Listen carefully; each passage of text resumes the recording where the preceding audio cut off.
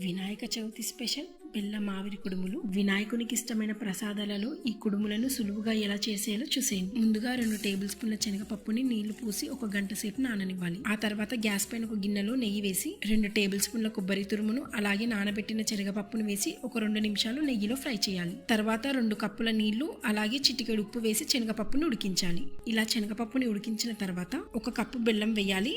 ఇలా బెల్లం మొత్తం కరిగాక 1 కప్పు బియ్యం పిండి వేసి ఉండలేం లేకుండా అంతా చక్కగా కలుపుకోవాలి. అలాగే 1 స్పూన్ ఇలాచి పొడి 1 స్పూన్ నెయ్యి వేసుకుని ఒక 2 నిమిషాల పాటు బాగా ఉడికించుకొని గ్యాస్ ఆఫ్ చేయాలి. ఇది కొద్దిగా గోరువెచ్చగా చల్లారాక చేతికి నెయ్యి అప్లై చేసుకుని మీకు నచ్చిన షేప్ లో కుడుములను చేసుకోవాలి. ఇడ్లీ ప్లేట్లకి నెయ్యిని అప్లై చేసుకుని కుడుములను అందులో పెట్టుకుని ఇడ్లీ కుక్కర్ లో నీళ్లు పోసుకొని ఈ కుడుములను పెట్టుకుని గ్యాస్ మీడియం ఫ్లేమ్ లో పెట్టుకుని 15 నిమిషాలు ఆవిరి పైన ఉడికించాలి. అంతే అండి, వినాయకునికి ప్రసాదంగా సమర్పించడమే. ఈ కుడుములు 2-3 రోజులైనా పాడవవు. మరి వినాయక చవితికి మీరేం స్పెషల్ చేశారో కమెంట్ చేయండి. మరి సబ్స్క్రైబ్ చేసుకోండి.